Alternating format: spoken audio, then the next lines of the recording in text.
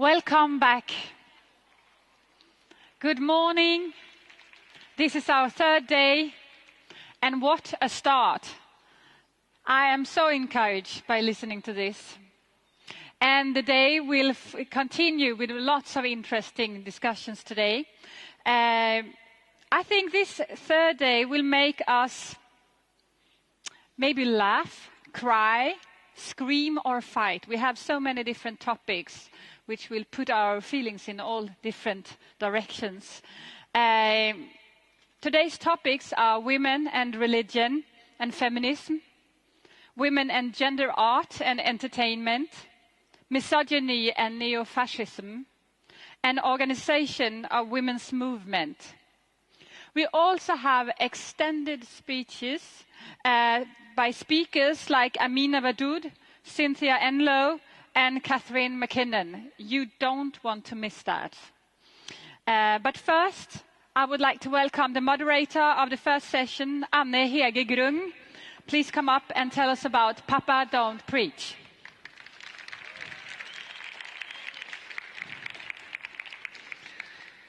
Thank you so much for the introduction.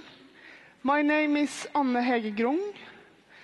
I am a minister in the Church of Norway, and I'm working at the University of Oslo with interreligious studies, research and teaching. And since 20 years I've been involved in interreligious dialogue in Norway and internationally. And I've focused on gender, women, feminism and dialogue.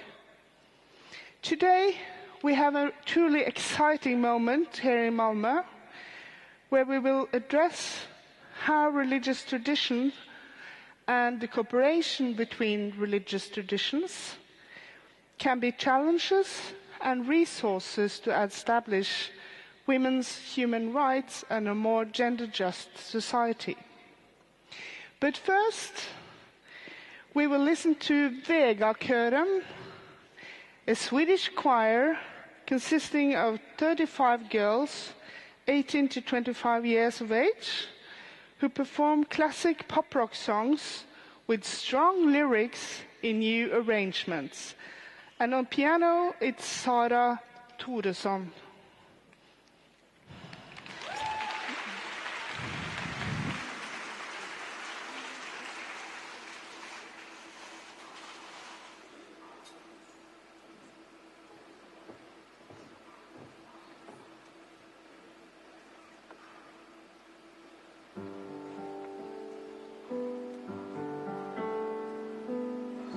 Mama told me when I was young, we are all born superstars. She rolled my hair and put my lipstick on in the glass of her boudoir. There's nothing wrong in loving who you are, she said, 'cause he made you perfect, babe. Hold your head up, girl, and you'll go far. Listen to me when I say I'm beautiful in my way, 'cause God makes no mistakes. I'm on the right track, baby, I was born this way. Don't hide yourself in regret, just love yourself.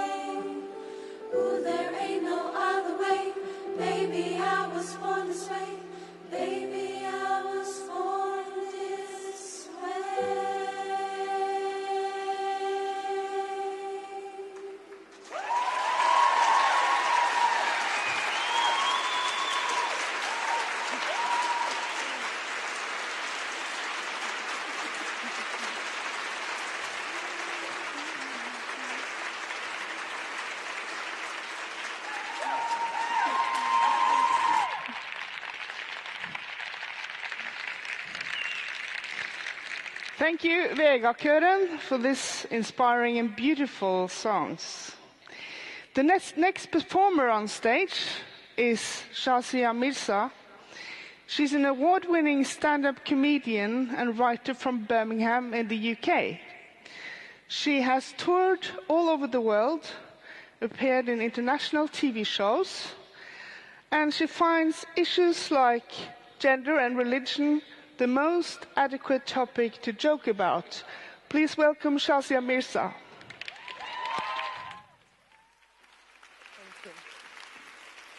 Hello. Hello, everyone. So nice to be here. I'm British, but my parents are from Pakistan, so thank you for letting me into your country. I promise to leave when this is over. I won't stay. But, you know, sometimes people ask me really silly questions, you know.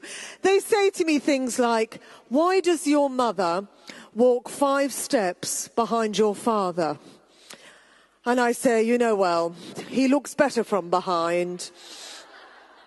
But actually, these days, the women are walking 5 steps in front of the husbands because of the landmines. Is that too much for Malmö? It's too much? In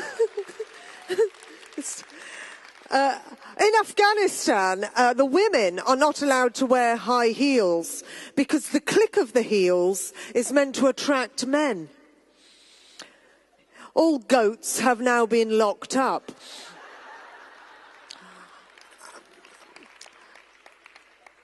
But the thing is, my parents are very religious. You know, when I say very religious, I mean, very, very, very religious. And my mother wears the burqa. She's covered from head to toe in black, mainly because she doesn't want to be seen with my dad.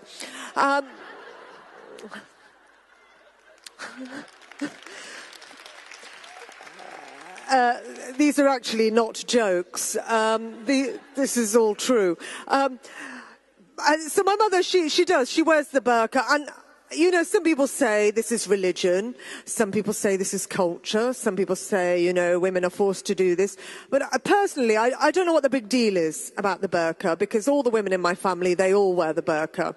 And it's great because they all use the same passport.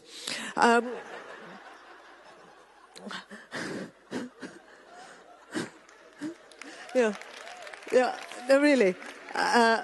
We've saved a lot of money. My brothers, they've started to use my mother's passport now as well.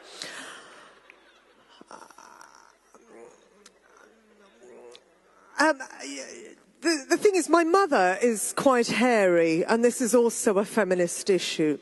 My mother, she's very hairy, like a lot of the women in Sweden. No, because it's cold, you have to keep warm. And my mum's very hairy, and she's got... women are scared to say that they're hairy these days because they think, oh, you know, men don't like hairy women. But actually, my mother is very hairy. She's got a beard and a moustache, and she started to bleach her facial hair. I've told her to stop this now because when she gets in a lift under the lights, she looks like Father Christmas.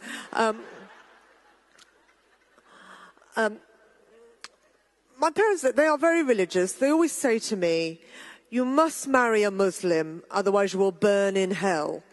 And I always think, why do people have to say this, you know, burn in hell? I mean, what else are you going to do in hell but burn? I mean, are there other options? Yes, I'd like to go to hell, but I just want to tan. Yeah.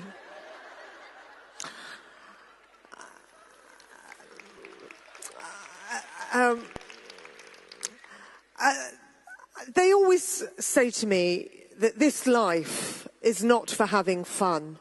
You'll have fun in the next life, in paradise, which is all well and good. But what happens if you get to the next life and God says, well, didn't you have fun in the last life? I left you DVDs, pornography, alcohol, sex. Those were the clues. I'm afraid in this life, it's all cottage cheese and jogging.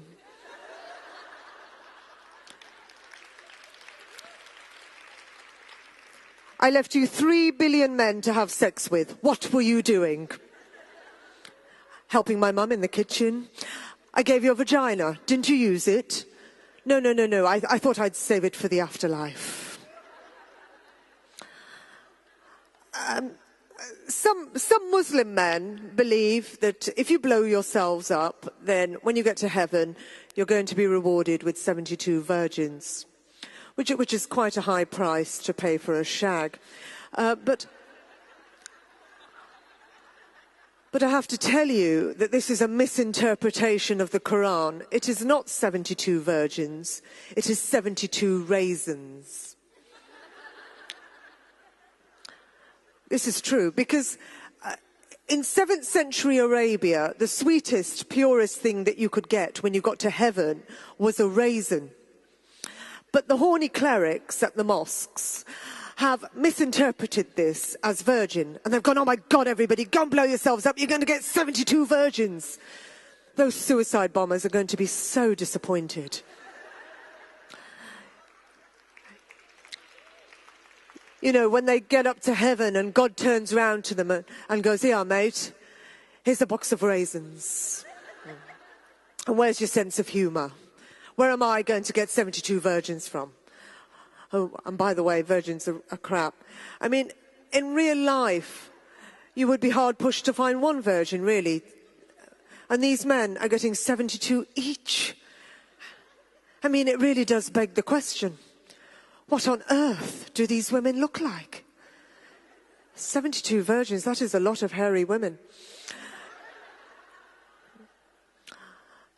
And so my parents, they always say, you know, you must marry a Muslim. And I met a man recently. I couldn't tell my parents about him because not only was he not Muslim, he was an Irish atheist. Now, I don't know if you have ever met an Irish atheist, but they are the worst kind of atheist. He was religious about his atheism. Because once an Irish man has turned his back on God, he doesn't just act like God doesn't exist, but like God has personally fucked him over before not existing.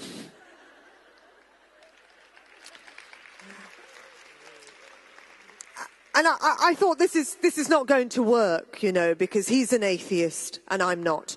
The reason I'm not an atheist is because I believe that life's unexplained mysteries, they can only be explained by a higher unknown, you know, like the structure of the human eye, volcanic eruptions, why Michael Jackson is dead and Justin Bieber is still alive. And I thought it's not going to work, you know. But then I realised it doesn't matter what you believe in because we're all the same, really. I mean, he's Irish, I'm Pakistani. You know, we're always cooking for people we don't know. And we keep having to suppress the desire to blow up innocent people.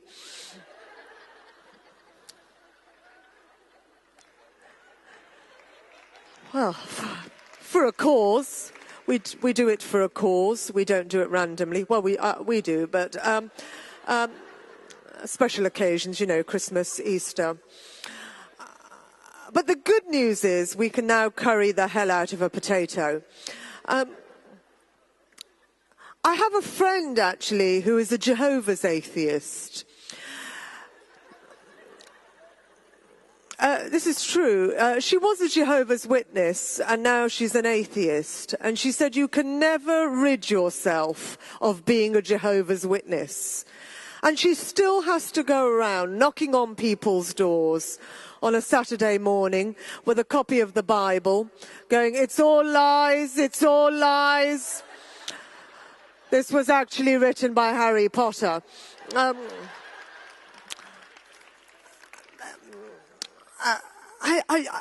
I have never, when I was growing up in England, I actually, yes, I'm from a Muslim family, but I actually went to a Roman Catholic primary school called Our Lady of Fatima. And that's not a joke. Everybody I knew was brought up with some kind of religion, you know, even if they weren't religious themselves. Now, everybody I know is an atheist. I have never known so many atheists in my whole life, you know, because of the recession and stuff. And I think atheism is a bit of a fashion, you know, like in the 90s when it was all Buddhism and then Kabbalah and then Indian spiritual retreats and then acupuncture and then Pilates. And then all of a sudden everyone was bulimic and wheat intolerant. The lesbians started that one. I used to have people pull me aside at parties going, yeah, I'm so intolerant to wheat, sugar, lactose, air. I always wanted to say, I'm intolerant to you, now fuck off. I mean, our parents' generation, they weren't like that. Like my parents, they weren't intolerant to anything apart from single mothers and Miley Cyrus. But now, the latest, everything happens in fashion, everything happens in cycles, as a reflection of the society that we live in. Recently I was invited to do this women's conference in London, which was organised by the BBC. It was called the 100 Women Conference, where they had invited 100 women from all over the world who they felt were changing the world. And because I performed to 20 lesbians in Malmö, they felt I qualified for this. And I turned up, and there were some really great women. I mean, there was Sherry Blair, you know, Tony Blair's wife. You know Tony Blair? Yeah, that famous terrorist. And then they had Bianca Jagger. They had some amazing women. And I have to tell you, it was mainly lesbians, because they're the only women that get stuff done. And I turned up and I met this woman, and I never want to offend people by telling jokes about religion or anything like that. I just want people to laugh. I never want to offend anyone. If you're offended, maybe it's because the truth hurts. And I met this woman, a black woman, who was wearing very colourful clothes. She had an orange hat on, yellow scarf, red jacket, blue trousers. And she said to me, "What do you do?" I said, "I'm a comedian." She said, "Oh my God, I love comedians. I think they're amazing. You're a woman, you're a comedian, you make people laugh. God, that's incredible. That's amazing. Oh my God, I really admire you." And I said to her, "Where are you from?" She said, "I'm from Nigeria." And I said, "Oh, are you the one that keeps sending me all those emails?"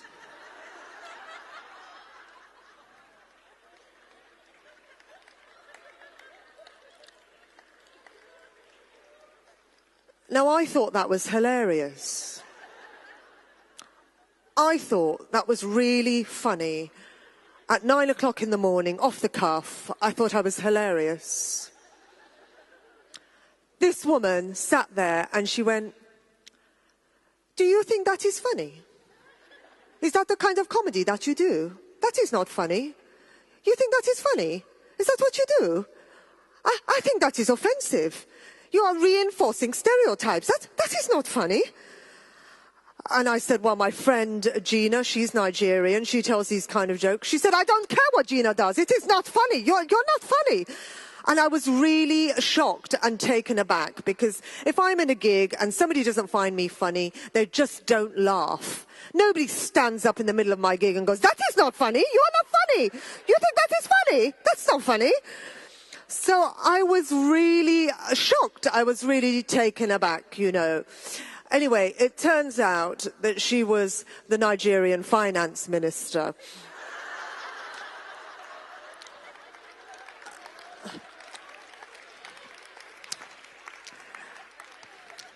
So it was her sending me those emails. Yeah.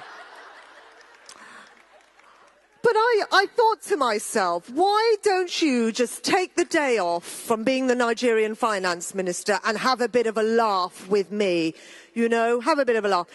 Because that's what men do. They have a bit of a laugh. They have a bit of a banter. But if you are a woman and you are the Nigerian finance minister, you have to be the Nigerian finance minister 24 hours a day. Because otherwise you will never be taken seriously if you are not professional all the time. And it's like that being a Muslim woman. You cannot take the day off from religion. If you are a Muslim woman, you have to be that 24 hours a day. Otherwise you just get stoned. Thank you very much.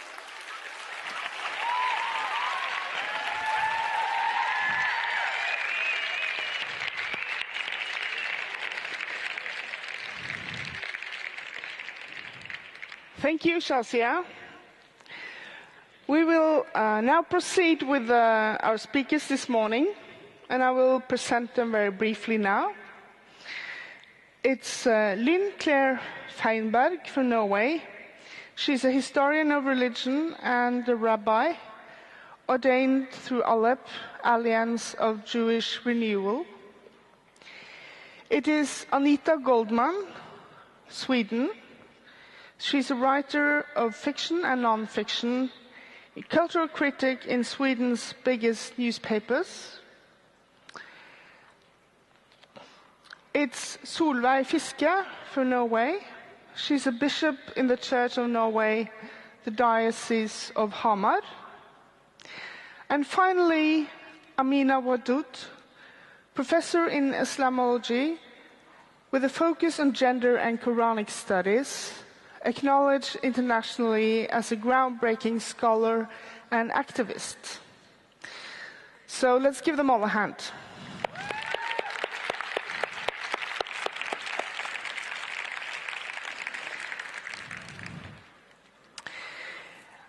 I will give the first speech here, or preach, Mama preaching. When we have all been giving our speeches, we will have also a small conversation together in the end of this session. So, I will talk about feminist interpretation of canonical scriptures in Christianity and Islam, challenges, possibilities, and struggles. If patriarchy was actually born and raised by the monotheistic religions such as Judaism, Christianity, and Islam, we need to engage with the same traditions in order to confront the human constructions of gender injustice within the religious practices and within the interpretations of these traditions. This is what Jewish, Christian, and Muslim feminists have known for decades.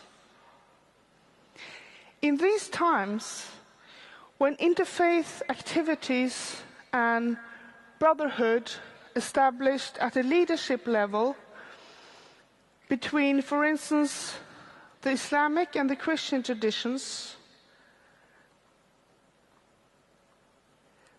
the religions are challenged and religious-based enemy images may hopefully vanish. But the risk is that a new kind of patriarchy may be shaped in this, a super patriarchy, where there's not only one, but two or three religious traditions that, in an open or more subtle manner, confirm and continue to convey the constructions where women are regarded as less important, less capable, and of less significance than men. Women, together, across religious boundaries, can and should address and challenge this.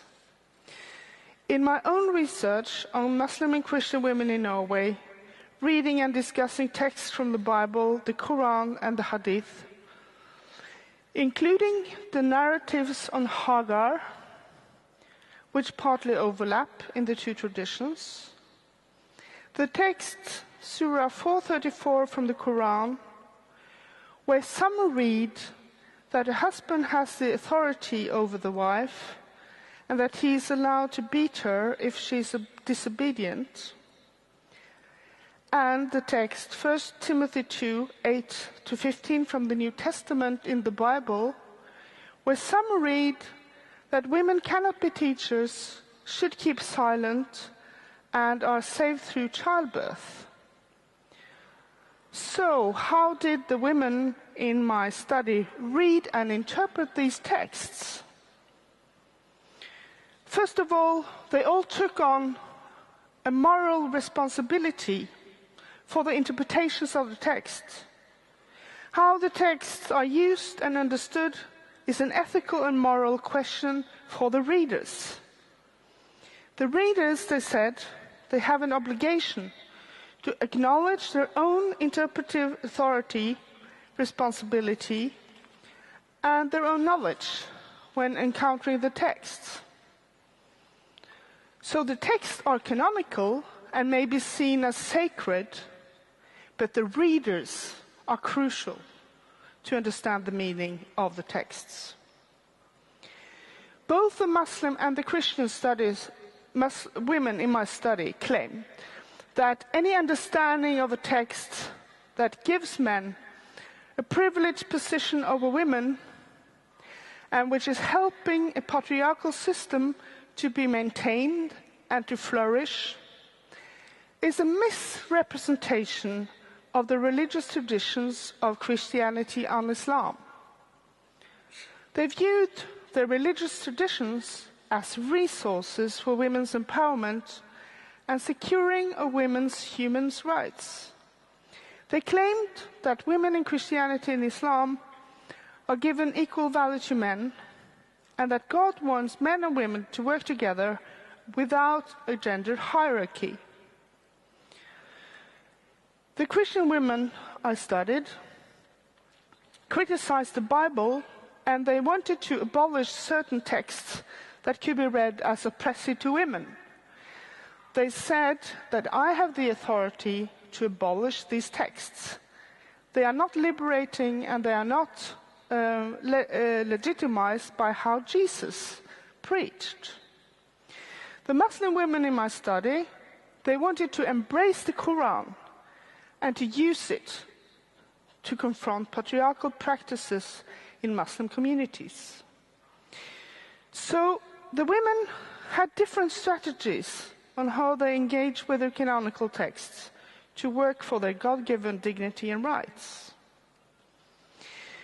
What I found was that in the present context, the Christian women really needed to get knowledge about Islam and Muslim women in order to meet Muslims, Islam, and Muslim women in a more adequate and equal way. The Muslim women needed to know about the struggles for gender justice in the Christian tradition that is often hidden to them. Through the encounter, through meeting together, it is possible to expose misuse of God's name in the argumentation for patriarchy and the misuse of power of definition about what Islam and Christianity really is. The question the women asked was basically, but who is going to do all the work? Transforming the traditions is a huge amount of work. We need to change it, but we can't do it all alone in addition to all the work that we're already doing. Come over and work with us across religious boundaries, gendered borders, social and cultural limitations. Thank you.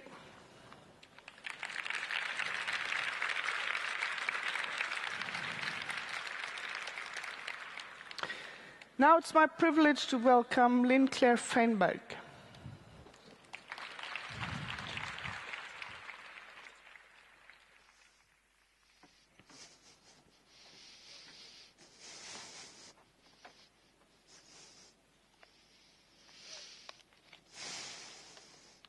Hello.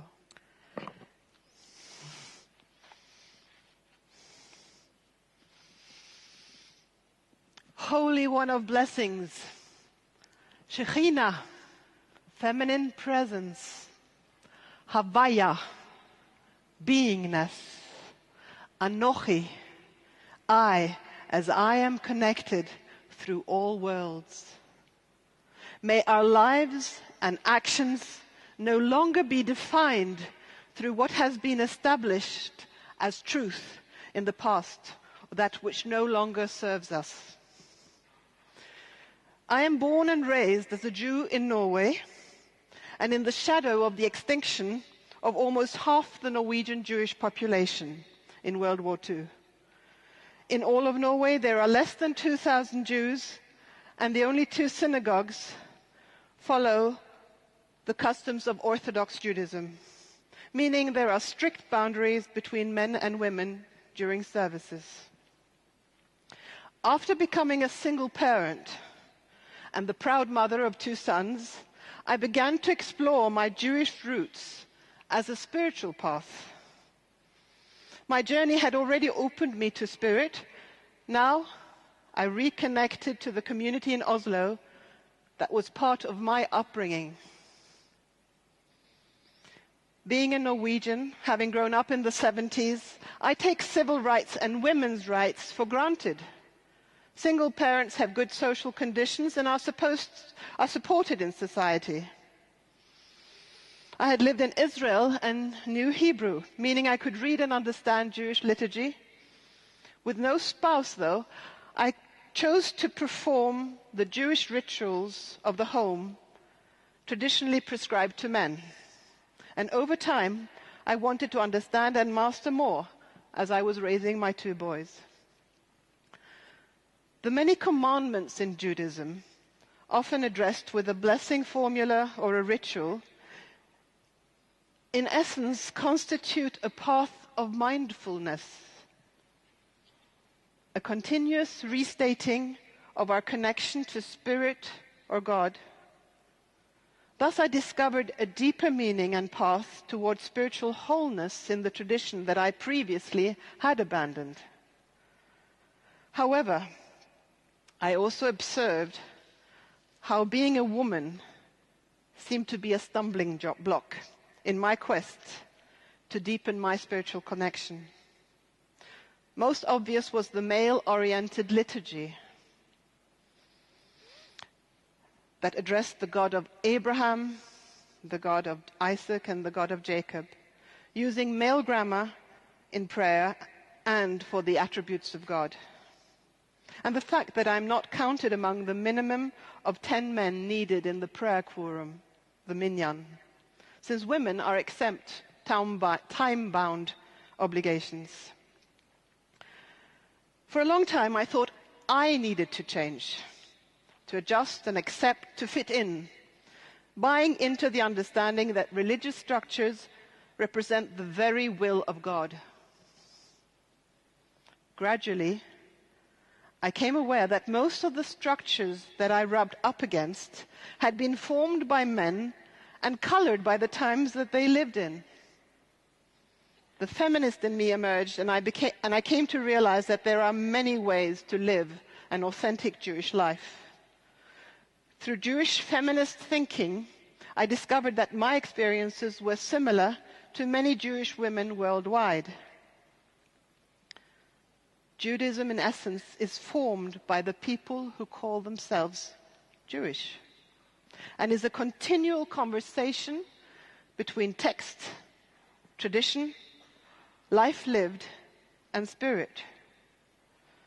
I felt an increasing need to heal the experience of being the other, and from this understanding grew the idea that I would study to become a rabbi and be the very agent of change that I longed for.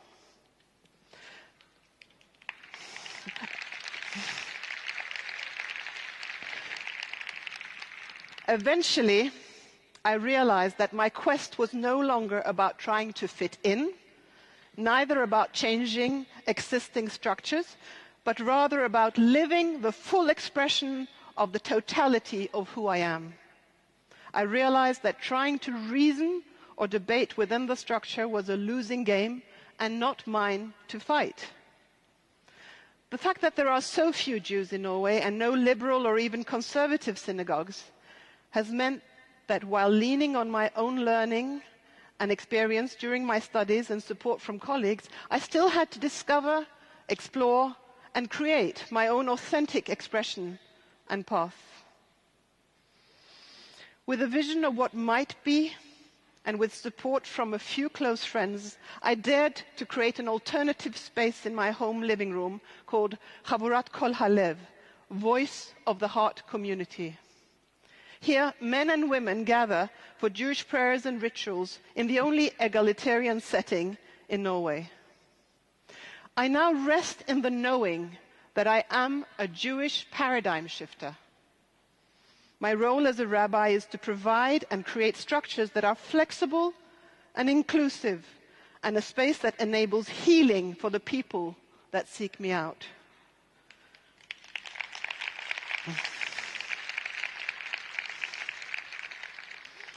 I see Judaism and all religious structures merely as vehicles or bridges to help us contain and connect with the divine, the ineffable, that which we might call God.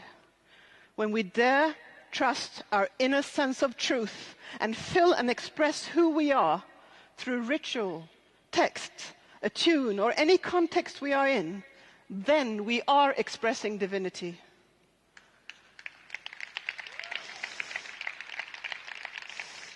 I am no longer too concerned with the gender boundaries inherent in traditional Judaism. Aware of the language offered in traditional prayers, I play with the gender attributes and names and use both feminine and masculine God language. I no longer go strictly by the book. Rather, I try to listen and follow my heart.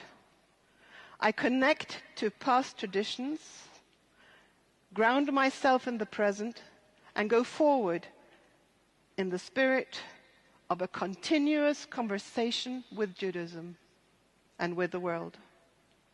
So, let us all find the courage to stretch our minds and beings, to live our lives soaring beyond the narrow places and stiffened boundaries of traditional religious structures.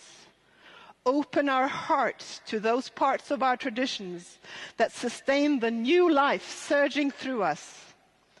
Open us to compassion, joy, goodness, awe, laughter, companionship, and community, and show us possibilities and solutions.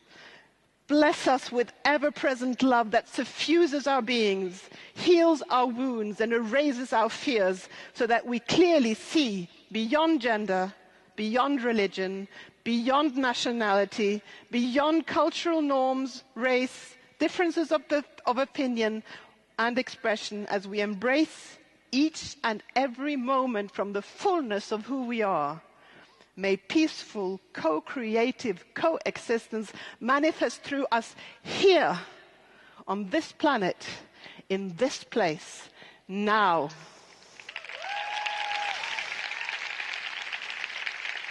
Thank you. Thank you.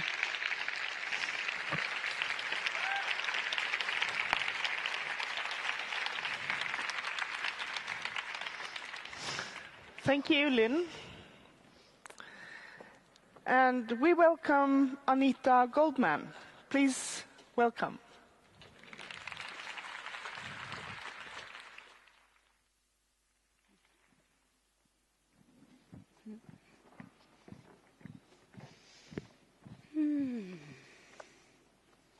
Then I will continue in the same vein. More celebration. Once a young woman asked me, "How does it feel to be a man?" And I replied, "My dear, I'm not so sure." Then she said, "Well, aren't you a man?"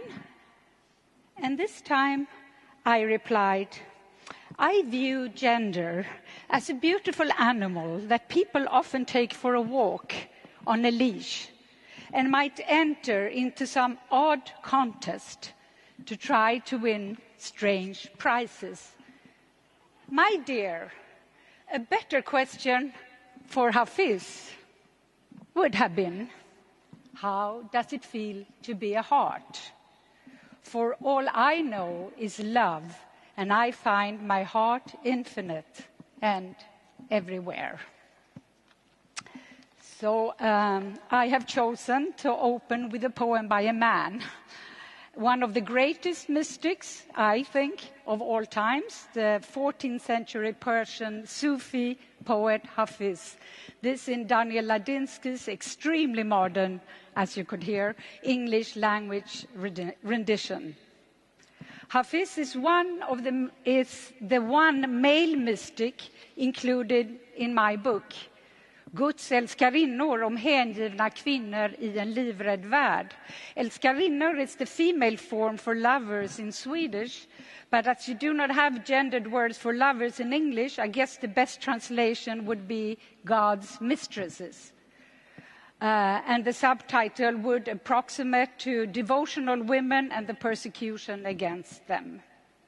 Through portrayals of Teresa of Avila of 16th century Spain, Etty Hillesum, the Jewish woman in Nazi-occupied Amsterdam, Marguerite Porete, burnt at the stake in Paris in 1310, and Indian Akka Mahadevi and Meera, devotional Bhakti poets from the Middle Ages in India. And yes, the last chapter devoted to the wonderful male poet and mystic Hafiz, I tried to investigate the apparent juxtaposition between women kneeling and dissolving in devotional love, and at the same time being role models as rebellious women in the forefront of women's struggle against limiting roles and modes of expression. My investigation into mysticism in general and female mystics in particular has led me to an understanding of how the ecstatic mystic expression and being in the world, what the Christian William Johnston calls being in love, actually functions in a liberating way for these women, and that mysticism beacons to women with a light that is brighter, I dare to say in this surrounding, than ordinary political and social feminisms can offer, a light that leads to true liberation. And I think this is not only true for women from the Middle Ages, for whom being a nun, for example, was the only career choice, and being a mystic may be the only way then of expressing a true, authentic inner world in life and in writing. But I would argue that it is so for women today, for us here and now.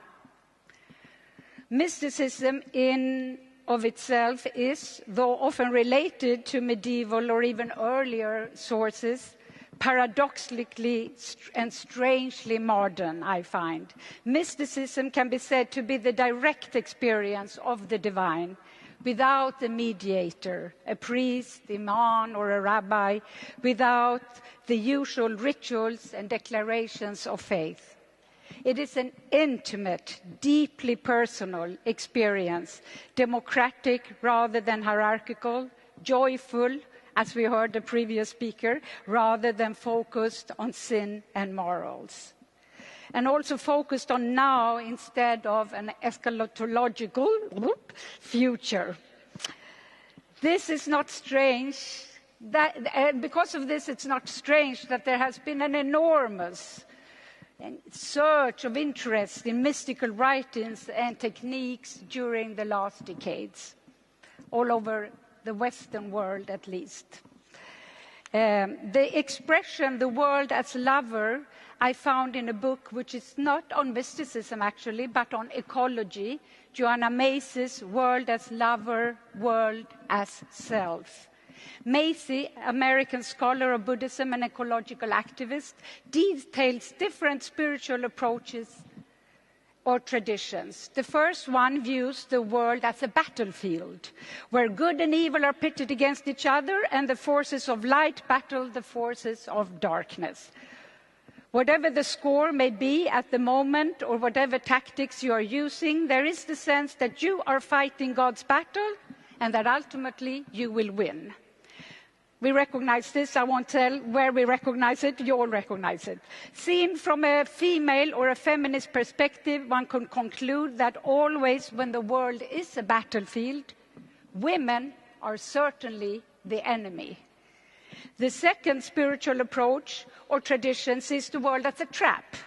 Here the spiritual path is not to engage in struggle and vanquish a foe, but to disentangle ourselves and escape this messy world. We will extricate ourselves and ascend to a higher super-phenomenal plane. This stance is based on a hierarchical view of reality, where mind is seen as higher than matter and spirit is set above nature. And today, I think that in our circles, in this part of the world, we can see that the body is also, in some sense, becoming an enemy. We practice more and more forbidding meditation or sport practices, and we adhere to super-duper healthy diets. In my view, this means that we are still entered into a dichotomy where body and mind, passion and spirituality are perceived as opposites. But in the third tradition, the one that mysticism kind of belongs to, and also the previous speaker adhered to, the world is seen neither as a stage for our moral battles, nor as a prison to escape, but as a lover. The world is seen as a most intimate and gratifying partner. This pervading erotic theme pulsates through mysticism of all ages and is strangely similar in different geographical locations and different eras. More often than not, it is the women mystics who enter into this erotic embrace of the world in a deeper and more expressive way than their male counterparts.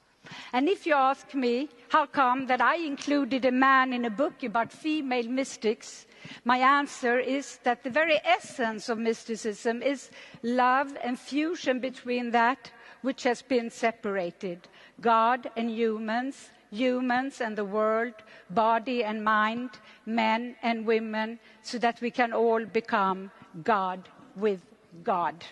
Do I have some few minutes? Then I have a short that I added this morning while having breakfast in Scandic Hotel that I would like to end on a comment on this fantastic forum, days that we are participating in. But that when looking through the program, I found, apart from this morning session, very few scheduled talks relating in one way or another to religion. And I also found that the 12 stated conference themes, the official 12 conference themes around which the whole conference is organized, no one relates in any way to religion and or to spirituality. And this, even though today the vast majority of women in the world are members of religious frameworks and also are deeply religious. I wonder if we, as Nordic women, many of whom are much less secular than generally assumed, can reach out and understand and work with our sisters in other parts of the world, or even with the sisters whom have come to live with us here, if we do not deepen our understanding of and our engagement in the spiritual and religious sphere. Thank you.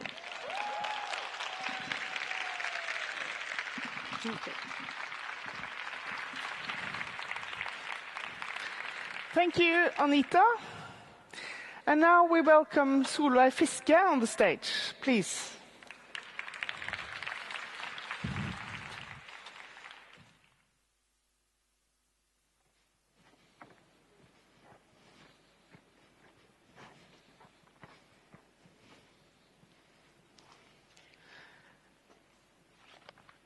My theme is women, feminism, and gender equality in Christianity.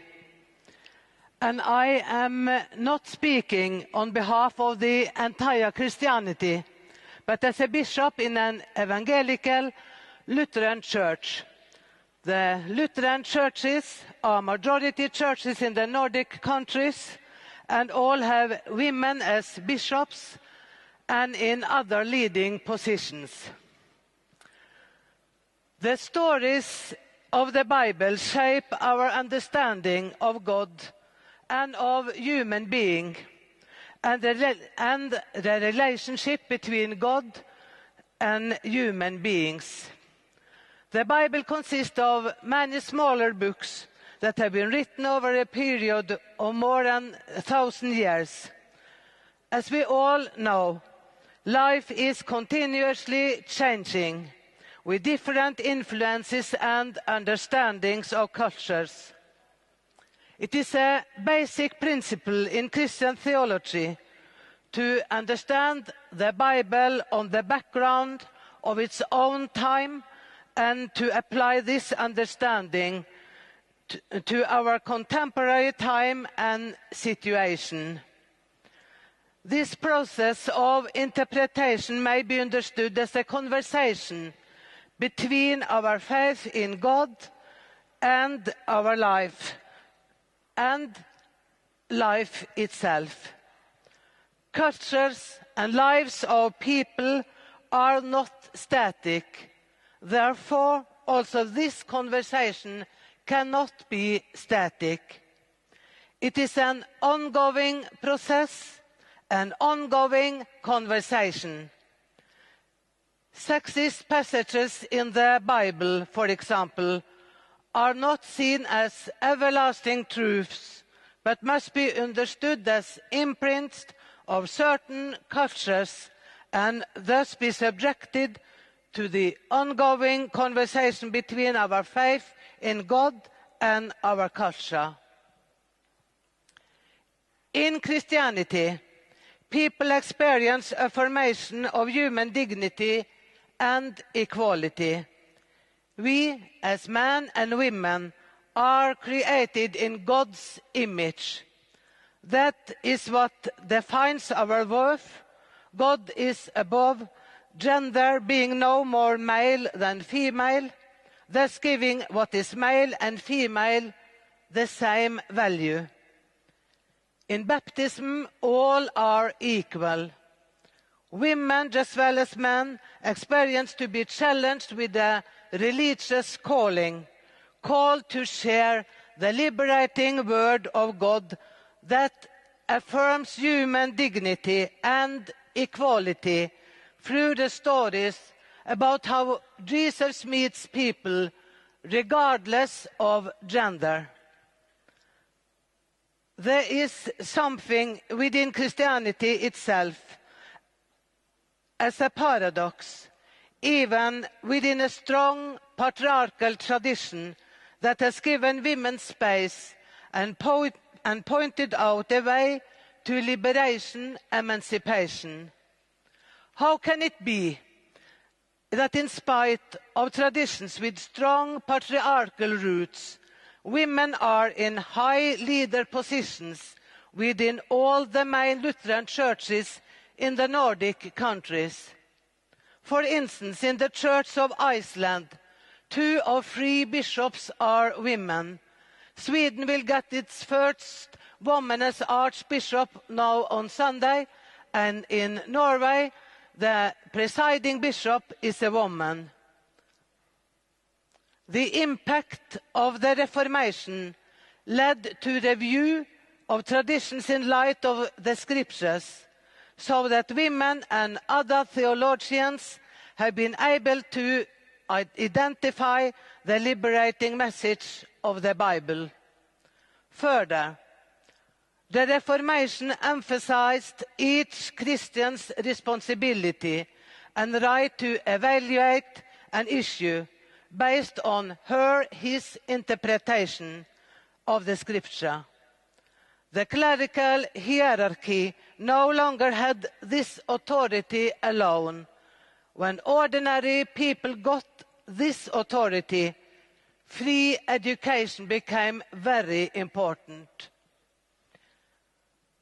From the end of the 18th century, women came forward as lay preachers and were elected as leaders in the Hauge movement, several years prior to the universal suffrage. And as part of this revival movement, also spoke up against the church establishment in Norway. In the early 20th century, women's group within the Norwegian Missionary Society generated 2/3 of the income of the society, and over half of all missionaries were women. In the last decades, much has happened in the churches concerning gender justice. Women as ministers, in theological research, in leading positions, gender equality as policy of the churches, and establishment of policies and structures to deal with sexual abuse within the church. What has brought us to this more favorable situation? The Association of Norwegian Women Theologians raised the issue to the Bishops' Conference. Church of Norway also had a consultant for women's issues that could follow up. Almost 30 years ago, Church of Norway decided to establish a resource center for victims of abuse. Therefore, I will say, women's contribution to the church through faithful work and through insisting on equality and justice is of vital importance. Our challenge today is to continue to discover suppressing structures in church and society, and together act in favor of liberation, justice and compassion. Thank you.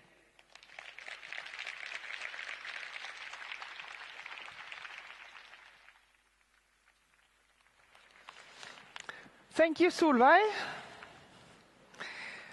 And now we will welcome Amina Wadoud on stage. Please.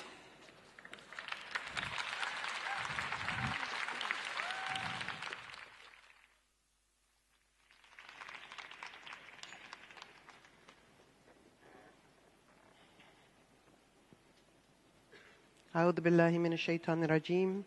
بسم الله الرحمن الرحيم. I begin, as always, in the name of God, whose grace I seek in this and all other matters. When I was a little girl, I used to be afraid. I was afraid of the dark. I was afraid of thunderstorms. I remember once cowering in the floor in the back seat of the car, waiting for my dad to come take us home. My dad, who was a Methodist minister, was busy talking about God, too busy, in fact, to notice my reaction to being there in the back seat of the car during that terrible storm. Instead, he just kept busy talking about God, talking to other grown-ups, talking in a way that I didn't understand, talking in a way I found incredibly boring and long-winded, sometimes even a little frightening. But thunderstorms filled in a gap I did not know I had, a gap between my tiny self and the awesome reality that I have since come to know in a very different way.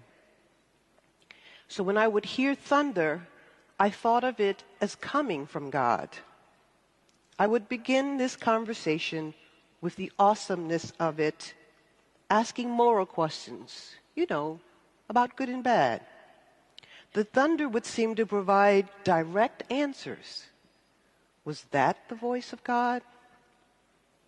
Isn't that how many people think of God? An awesome and overwhelming, omnipotent presence with a voice that roars. One dark night during another storm, maybe my father had heard me crying. He sat me on his lap and told me in his quiet voice how God had promised he would never again destroy the world by water. The sign of this promise, he said to me, was a rainbow, the place where water, light, and power combine to show color and beauty. That was my first experience of transcendence. From that time forward, I would seek that loving, nurturing experience of the ultimate. Fast forward from those days by over half a century, and what I will share with you here in the few minutes allotted to me is the self-same girl, now speaking in a woman's voice, through a woman's mind, body, and spirit. For I am the same, and yet not the same. Today, I am Muslim. I chose Islam after practicing the religion of my father, contemplating the roaring voice of God, believing in the nurturing lap of serenity, and then practicing Buddhism, learning to embrace silence and God. Today, the matter of voice figures centrally in the work I do and the women and men I work with and for. Now, I listen for that still, small voice of God in my heart. Learning to hear that voice did not really take a cataclysmic event, but came through slow and steady change, which was yet radical and complete. As a child, I preferred to curl up with a book than play with other children. I was not so much interested in the storylines, saved damsels and brave handsome knights, but in words. Words that spilled out from the pages and brought me into a realm both different from and yet intimately aligned with my own world. Although I date my embrace by Islam from a cold day in November 1972, the U.S. Thanksgiving holiday, in fact, when I would make the declaration of faith called Shahada in a small mosque in Washington, D.C., the place of my deep turning, the turning of my heart, came later when I was given my first copy of the Islamic sacred text, the Quran. Reading it whisked me off to that same place of word fascination and meaning making, constructing the world in a line or a phrase. I have dedicated over 4 decades, my entire professional career, to mastering all that stood between me and understanding the Quran, starting with the Arabic language of its revelation and on to the related sciences and disciplines, prerequisites to understanding the text in its historical place of revelation and its transcendent telling of divine truth. When I began my PhD studies, I would discover something important about women and meaning-making with regard to the Quran. Despite centuries of near-complete consensus amongst Muslims about the significance of this book, and despite centuries of countless words written about the text, we had no record of women's voices regarding textual meaning. That's right, no female exegetes, mufassira, and no traces even of an informal personal conversation between female saints and mystics and this text. Now let me say this, lest you think otherwise. There is no restriction against women learning or constructing meaning. On the contrary, in fact, the Prophet, upon whom be peace, has said, seeking knowledge is like a religious duty incumbent upon every Muslim male and Muslim female. That's right, he was specific. Muslim wa muslima, male and female. He also said, seek knowledge even as far as China. which in those days was like the furthest distance of the known world. So although many women memorized the text and memorized prophetic sayings or a hadith, and while today many women still memorize it, if for no other reason than to fulfill the required prayer formulas, we just did not have a record of women's responses to what the text means until recently. Meanwhile, we have thousands and thousands of pages written by men. It seemed to me when I first learned this that maybe, just maybe, there might be some things about the text that we have not yet understood, because after all, the text speaks in a woman's voice. For example, Mary, the mother of Jesus, speaks eloquently when she is in labor. She says, "Ya laytani mitu qabla hadha wa kuntu nasiyan mansiyan." Oh, woe is me. Would that I had died before this and not only been forgotten, but be so long gone that it does not even make a memory.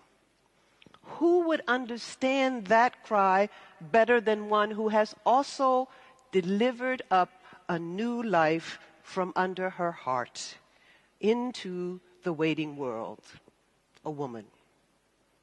So what we have been doing, and what I will talk about later this evening, is the ways that women know Islam and create Islam as we live it. Nothing more is needed.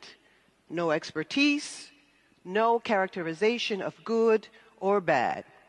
Just being Muslim and being engaged in living Islam.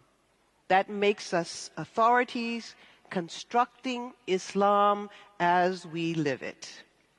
In particular, think about this. Most of what the popular media tells us about Islam comes from men. Not just what men think and assert themselves as authorities over, but what men do, the good and the bad, including what they do to women and what they think about women. We are changing that script. And to do so,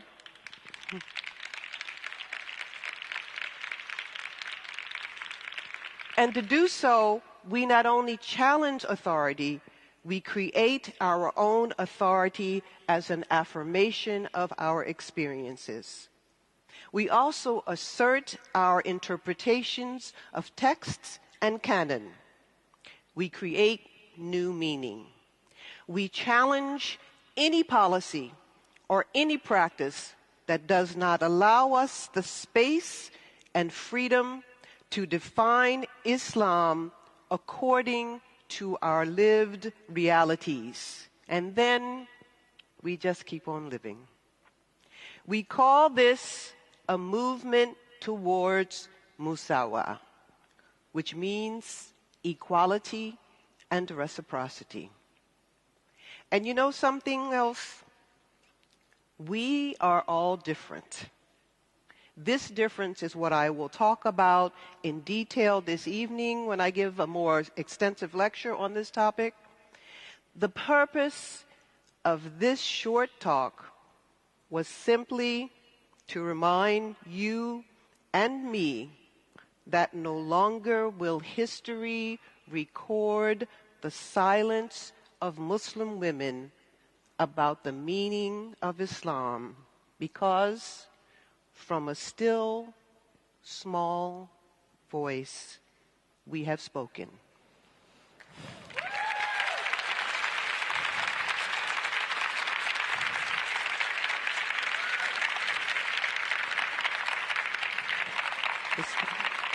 Thank you. Thank you, Amina. We will now call up all the speakers. Lynn, Solveig, Anita. And you can just 2 tables or surround here, the table.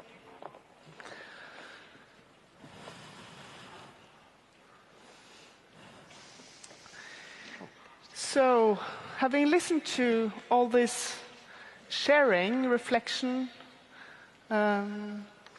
experience, the question is, what will we contribute to the transformers that we need? We don't only need change. I can hear that in all our speeches. We need transformers. So I will challenge the speakers now and ask, so how can our traditions and our experiences be part of this transformance, and how can we move? Lynn?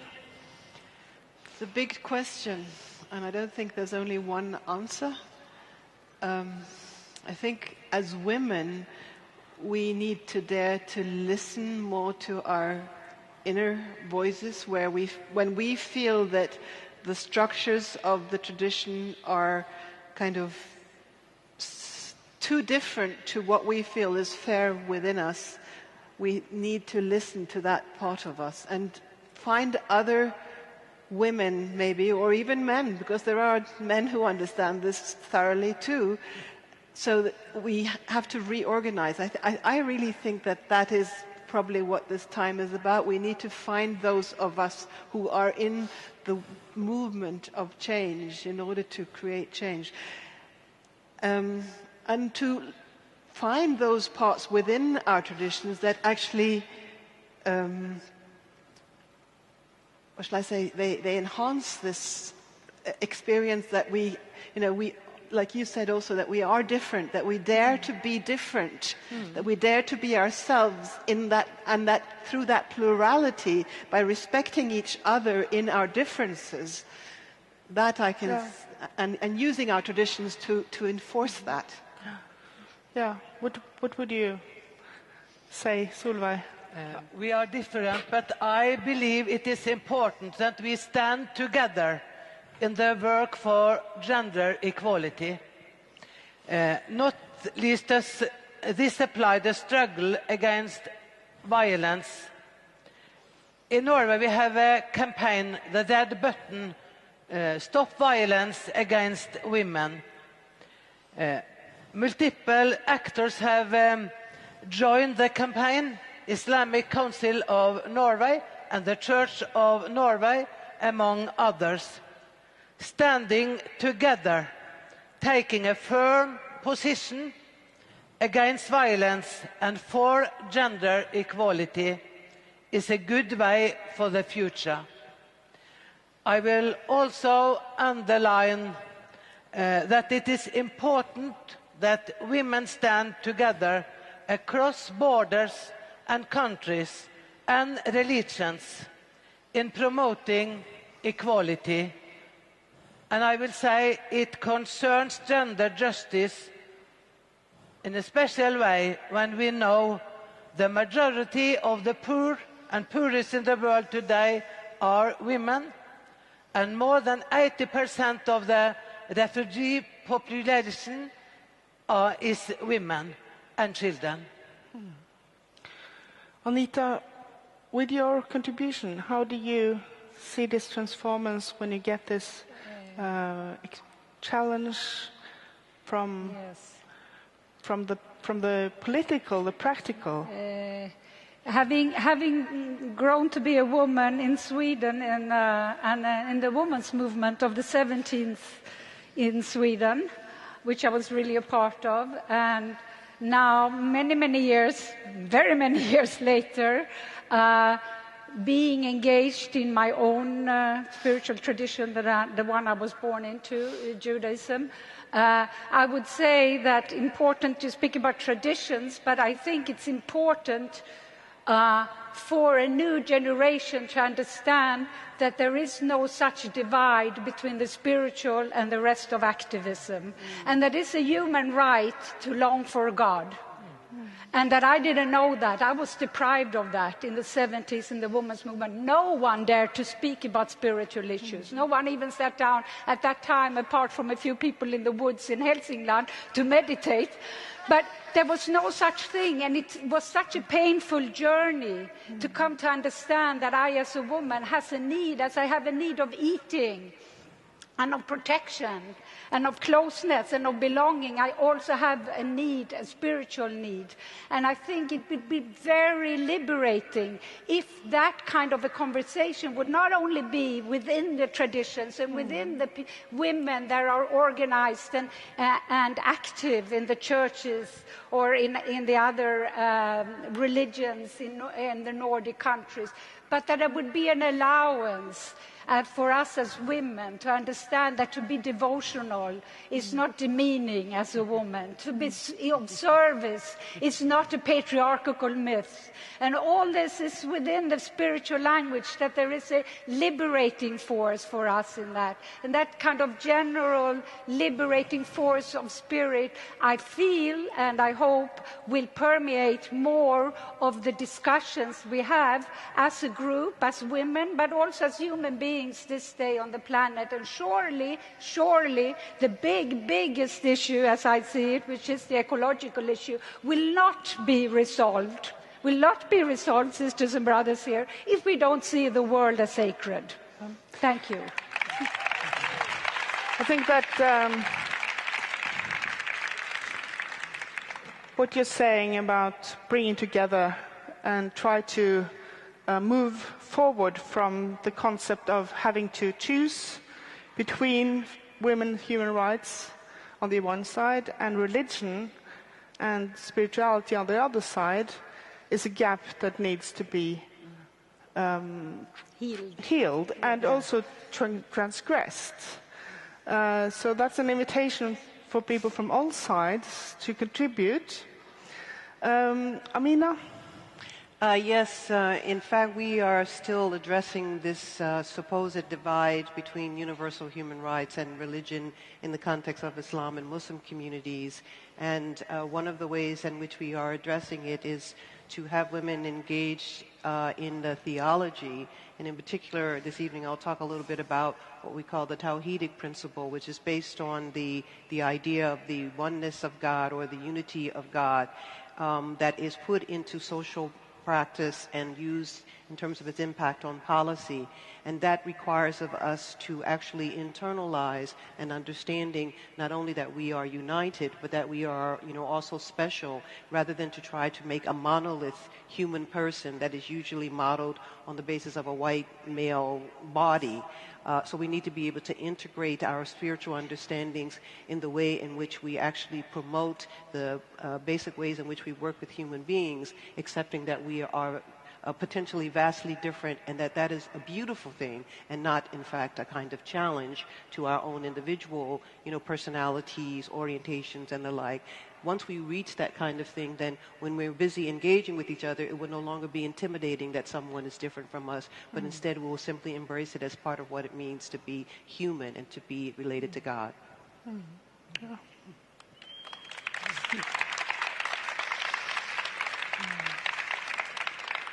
We still have some time. A miracle is happening here. It seems like never get women the with a lot time of time. is actually just coming to us. Do anyone of you want to reply? Then I will say that when we talk about gender equality, I am sad that the Church of Norway has not been able to agree on a ritual for marriage for same-sex persons. This is a problem and a difficult situation. And I read for some time ago the discussion about women as pastors. And it is striking how the arguments are the same in these two discussions. And I will say, when I underline that I am sad, I am first and foremost thinking about those to whom it matters most. And I hope that we soon will be able to have a marriage for gay and lesbian couple in the Church of Norway.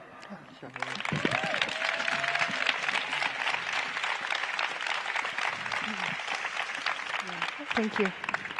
Yeah, and I also think that in order for change to happen, the change has to happen as well, both from within and from without, that the influence from without somehow has to be integrated within the structures and within the very grounds of it, because otherwise, and like you've all said, we cannot separate religion, society, ecology, spirituality. We have to find ways of using all of us into whatever it is we're creating together, and from that place, see where are we. What strikes me is that the title of the session, Papa Don't Preach, is not really met with Mama Go Preach. What we are actually trying to develop here is a different form, a more dialogical, more conversational form, both in the analysis and in the communication. And I think that's very interesting. I think that both the separate struggles that needs to be taken within each community, and also the larger community, the human transnational community, needs to be in the horizon. Now I have the pleasure of thanking you. This has been a wonderful event. You want to have a... Yeah. Yes. Then I'll finish with, as Iran has become kind of the icon of religious oppression and oppression of women, and Hafiz is Persian, that is, he's from Iran, and his book is the most popular book. You have to know, the Divan, his collected poetry, is more popular and more to be found in a home in Iran than the Quran.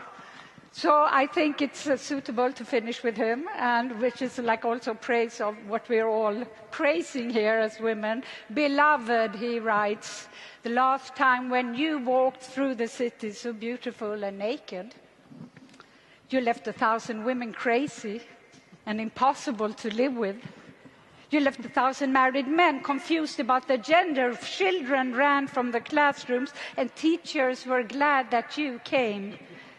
And the sun tried to break out of its royal cage in the sky, and at last lay its ancient love at your feet. I wish you would have let it, so that the whole world would have died, like Hafiz, dancing so happily, filled with ecstasy and unbearable divine light. So we have all been dancing here together for you, I think. Yeah. Thank you. Thank you.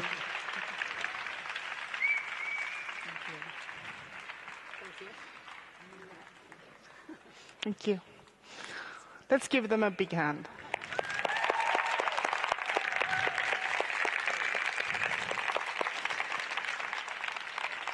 Now, I also want to thank the audience and the organizers of this.